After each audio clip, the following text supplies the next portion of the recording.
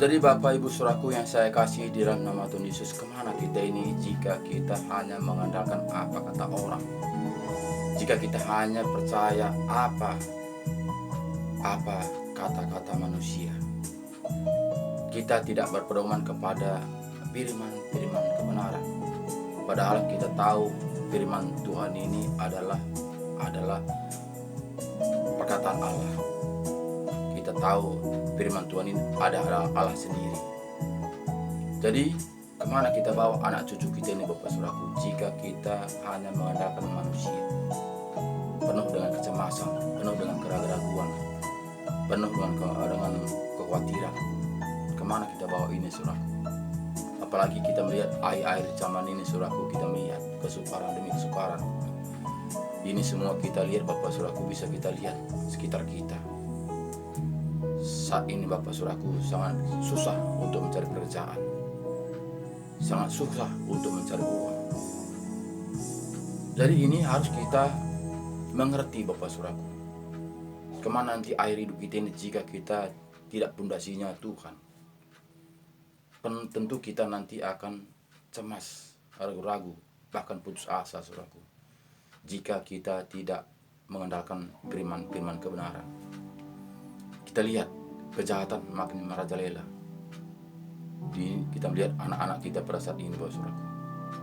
Jadi harus kita bawa anak cucu kita itu kepada Tuhan, kepada firman kebenaran, supaya kita ini roh Tuhan bekerja, roh Tuhan akan berkarya, roh Tuhan akan membimbing kita. Karena jelas firman Tuhan yang mengatakan kepada tadi, sangatlah jelas firman Tuhan yang mengatakan kepada kita di Efesus 1 tadi katanya tadi kepada kita, di dalam Dia kamu juga, karena kamu telah mendengar firman kebenaran, yaitu Injil keselamatanmu, di dalam Dia kamu juga ketika kamu percaya dimateraikan dengan Roh Kudus. Jadi ketika kita percaya firman Tuhan ini taat dan setia, kita dimateraikan dengan Roh Kudus. Jadi diri kita ini bukanlah diri kita sendiri lagi Bapak Saudaraku, tapi sudah ada Roh Kudus untuk menuntun membimbing kita. Dimateraikan dengan roh kita ini, disatukan dengan roh kita, dimateraikan. Jadi Bapak Saudaraku, tidaklah keinginan kita lagi yang bekerja, tidaklah kedagingan kita lagi bekerja, tapi sudah keinginan Roh Kudus. Jadi ini tidak seberapa manusia orang Kristen mendapatkannya Bapak Saudaraku. Jika tidak taat dan setia kembali kepada Alkitab, tentu tidak mendapatkannya. Karena jelas firman Tuhan mengatakan Injil keselamatanmu. Ketika kita membaca firman kebenaran ini taat dan setia, kita ulangi lagi Bapak Saudaraku, di dalam Dia kamu juga, karena kamu telah mendengar firman kebenaran, yaitu Injil keselamatanmu. Di dalam Dia kamu juga ketika kamu percaya dimateraikan dengan Roh Kudus yang dijanjikannya itu, dan Roh Kudus itu adalah jaminan bagian kita sampai kita memperoleh keseluruhannya, yaitu penebusan yang menjadikan kita milik Allah untuk memuji kemuliaan namanya. Jadi kita itu dimateraikan, bahkan kita itu sudah dijamin menjadi milik Allah untuk memuji memuliakan namanya. Jadi bukan lagi kedagingan kita yang berbunyi, bukan lagi kedagingan kita yang bekerja, bukan lagi akal kita yang bekerja, bukan lagi pikiran kita bekerja, tapi Roh Kudus itu akan yang berkata-kata. Dia akan mengendalikan kita, sehingga seakan-akan orang yang taat dan setia ini seperti mati rasa, diejek-ejei, diolok-oloki, dikata-katai, dihina, tapi dia tetap enjoy, tetap dia bersuka ria, tetap dia semangat, tetap dia bahagia. Kenapa? Karena dia mengandalkan Tuhan, bukan mengandalkan manusia.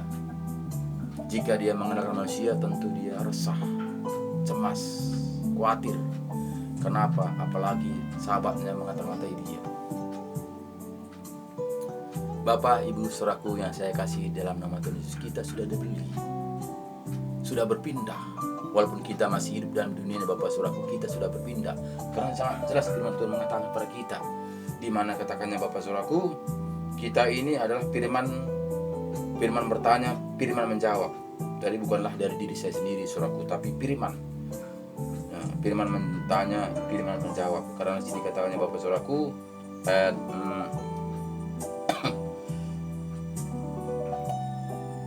ayat 18. Nah, Yohanes 15 ayat 18 katanya begini Bapak Saudara. Jikalau dunia membenci kamu, ingatlah bahwa ia terlebih dahulu membenci aku daripada kamu. Jadi ingatlah, Tuhan Yesus dibenci oleh dunia ini. Dari lahir sampai dia meninggalkan dunia ini, dia tetap diuber-uber oleh penghuni dunia ini. Karena apa, saudaraku? Karena penghuni dunia ini sudah dia jatuhkan dari sorga. Karena awalnya dia di sorga bersama-sama Tuhan, tapi karena dia mau melumpai, mengatasi Tuhan, sehingga dia jatuhkan ke dunia ini, sehingga dia berkuasa di dunia ini.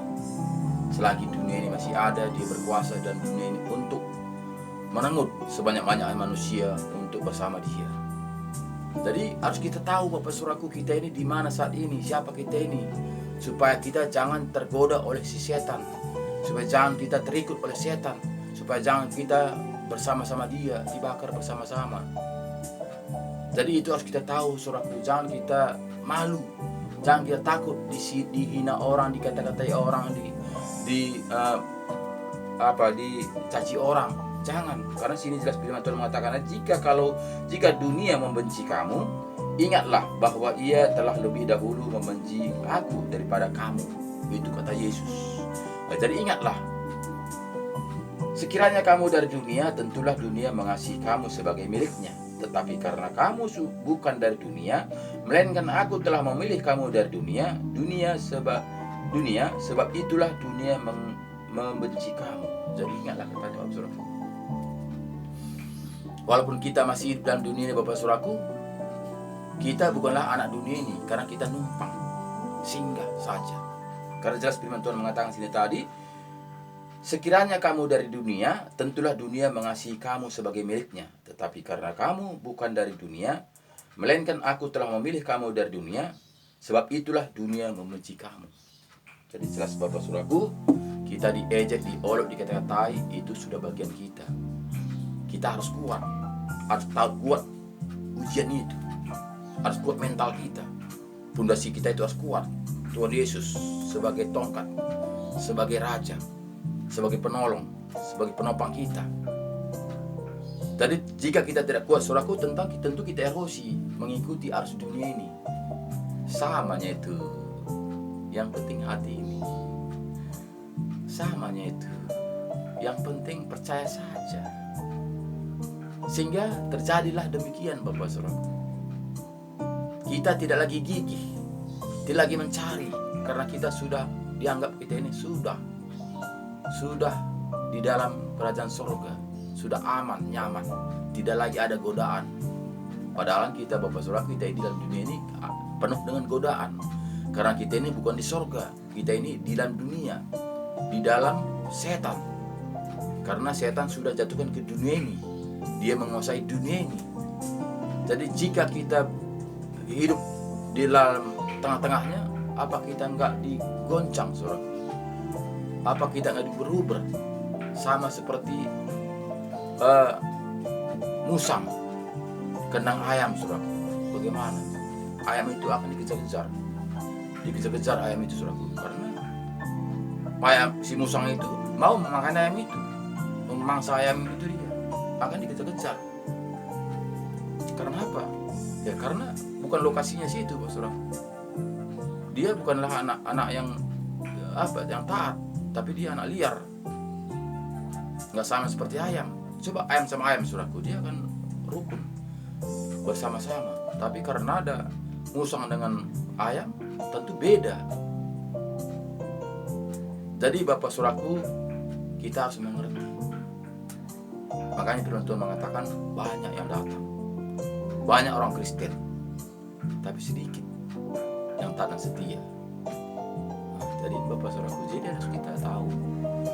Jangan kita merasa ini saya sudah saya sudah senang. Jangan kita sama seperti orang kaya itu, Saudaraku. Jangan seperti kita melihat seperti anak muda yang kaya itu. Bersenang-senanglah jiwaku, katanya.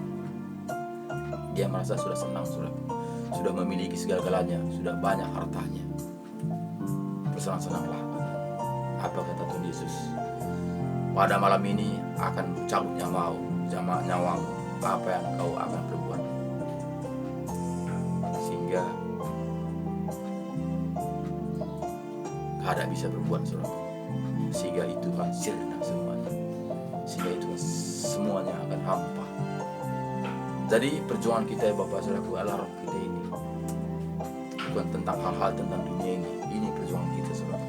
Karena jelas firman Tuhan yang mengatakan kepada kita tadi, kita akan dibangkitkan pertama kali ketika Yesus datang kedua kalinya.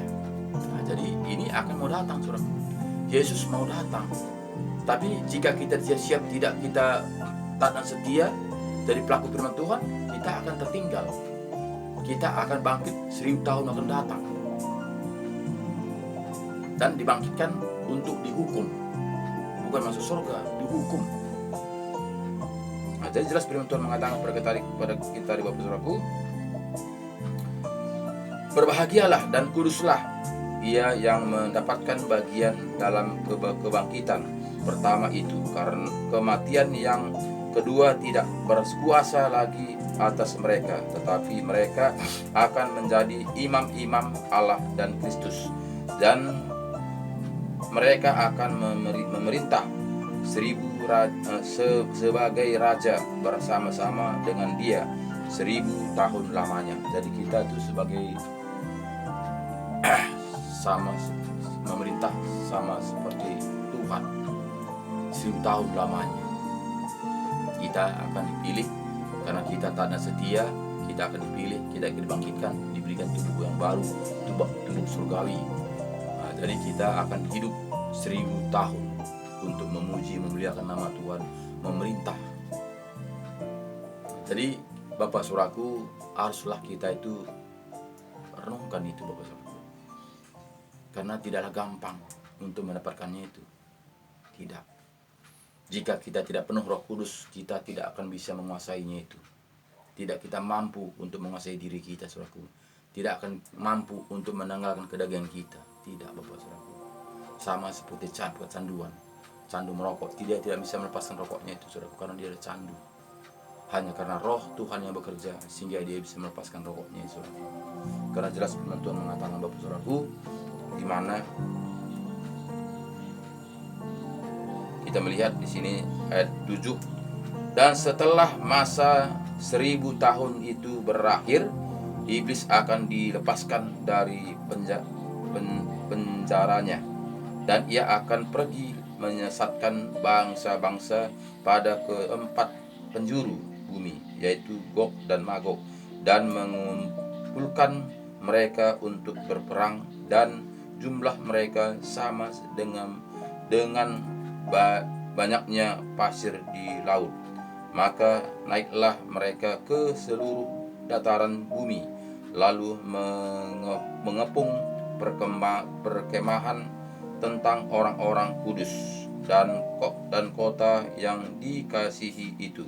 Tetapi dari langit turunlah api menghanguskan mereka. Jadi Bapak Saudaraku, sesudah nanti 1000 tahun, setan itu akan dilepaskan kembali, akan dia pergi segala penjuru dunia ini untuk menjelajahi manusia-manusia yang tidak taat dan setia. Di situ nanti dia, Bapak Saudaraku, akan datang api dari surga. Di sini kita lihat, dan kota yang dikasihi itu, tetapi dari langit turunlah api menghanguskan mereka, dan iblis yang menyesatkan mereka dilemparkan ke dalam lautan api dan belerang, yaitu ke tempat binatang dan nabi palsu itu, dan mereka disiksa siang malam sampai selama-lamanya.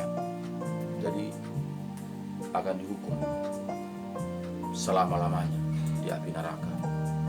Jadi sama ahli dalam sama nabi palsu, itu semuanya akan dilemparkan ke situ, Bapak Saudaraku. Jadi Bapak Saudaraku, apakah kita bisa? Tentu bisa.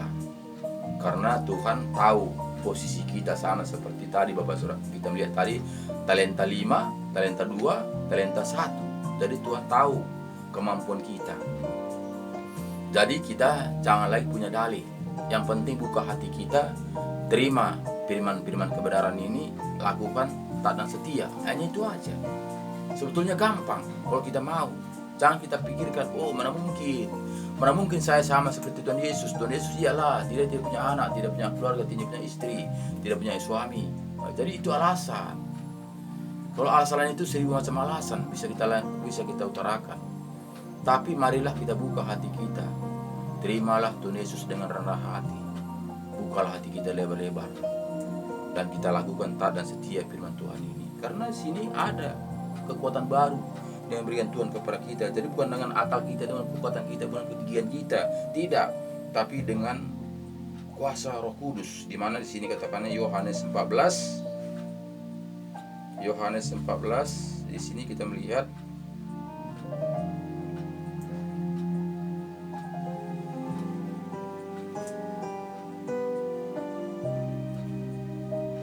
di sini Yohanes 14:15 katanya, jika kamu mengasihi aku, kamu akan menuruti segala perintahku.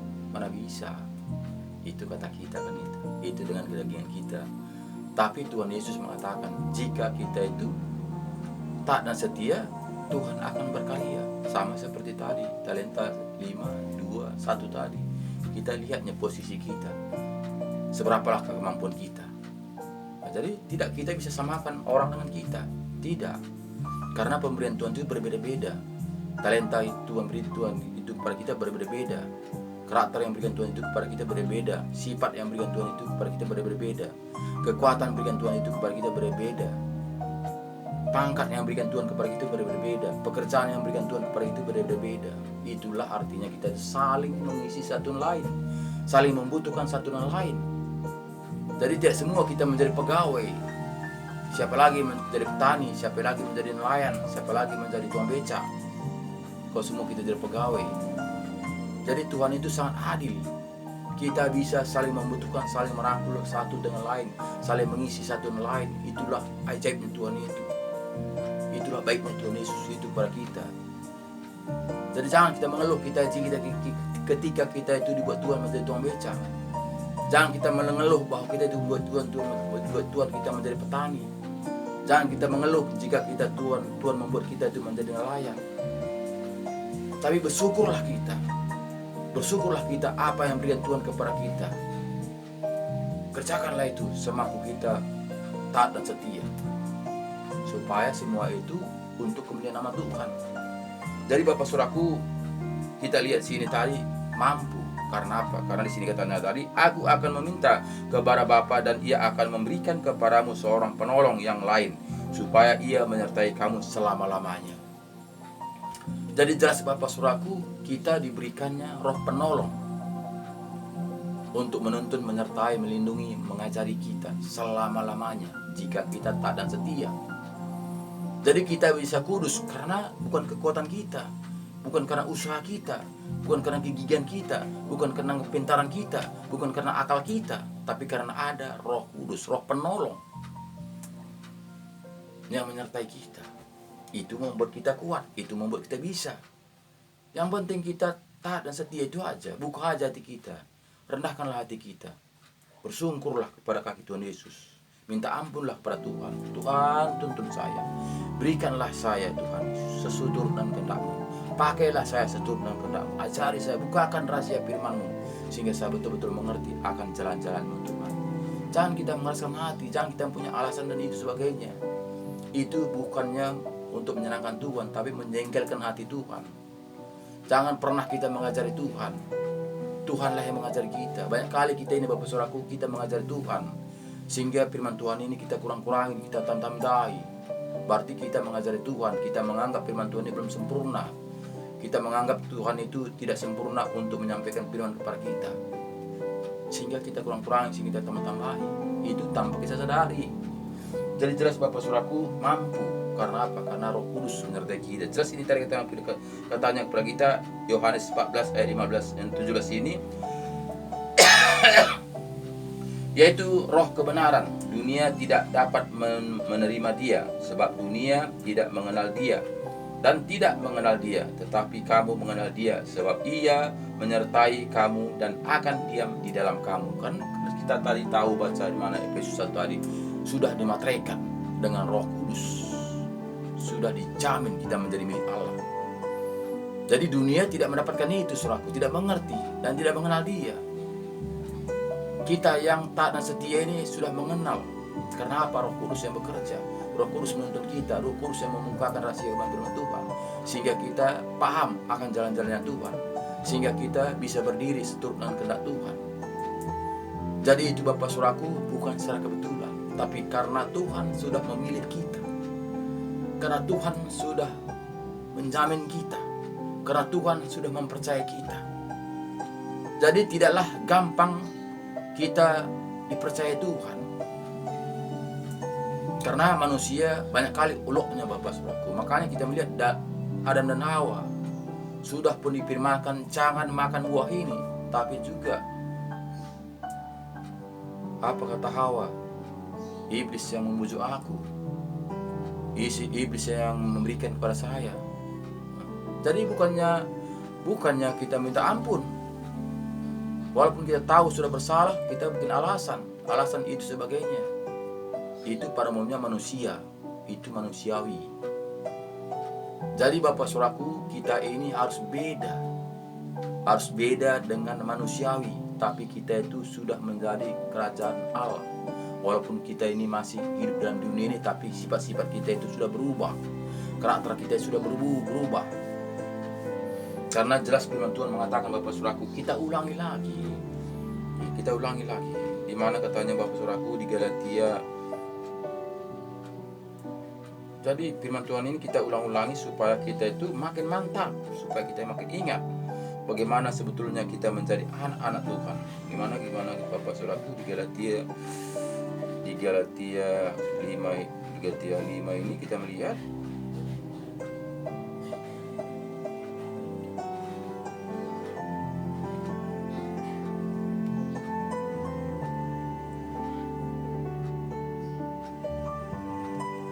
Jadi kita lihat Bapak Saudaraku, di mana di sini tadi kita baca dari perbuatan daging yang belum mengenal Tuhan Yesus, perbuatan daging telah nyata. Ini dia Bapak Saudaraku. Galatia 5 ayat 19 mulai itu awalnya kita bacakan dulu bagaimana anak-anak yang belum mengenal Tuhan, belum ada Roh Kudus menuntun membimbing dia. Karena sini kita melihat perbuatan daging telah nyata, yaitu percabulan, kecemaran, hawa nafsu, penyembah berhala, sihir, perseteruan, perselisihan, iri hati, amarah, kepentingan diri sendiri, percinderaan, roh pemecah, kedengkian, kemabukan, pesta pora, dan sebagainya. Tetapi semuanya itu kuperintahkan kamu, setiap yang telah kubuat dahulu, bahwa barang siapa melakukan hal-hal yang demikian, ia tidak akan mendapat bagian dalam kerajaan surga. Jadi jelas Bapak Saudara, jelas. Jadi sangatlah sukar, tidak dapat bagian dalam kerajaan surga. Jadi tidak cukup hanya percaya saja, tidak cukup hanya beriman saja, tidak cukup hanya bergereja saja. Jadi jika masih ada perbuatan daging tadi, perbuatan daging telah nyata, yaitu percabulan.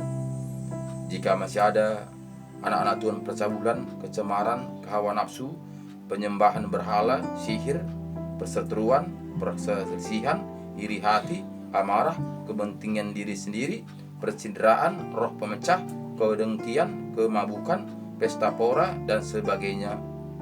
Terhadap semuanya itu kuperintahkan kamu seperti yang telah kubuat dahulu, bahwa barang siapa melakukan hal-hal yang demikian, ia tidak akan mendapatkan bagian dalam kerajaan surga.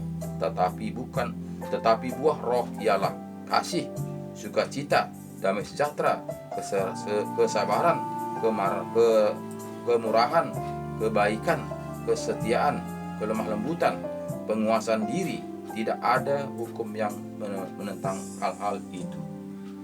Jadi Bapak Saudaraku, jika kita sudah mengatakan kita itu menjadi anak-anak Allah, ada buahnya, harus berbuah. Jadi tidak hanya kita cukup beriman percaya saja, tapi kita itu berbuah. Apa buahnya Saudaraku? Jadi sini tadi ada buahnya berbagai, tetapi buah roh. Jadi ini buahnya Saudaraku.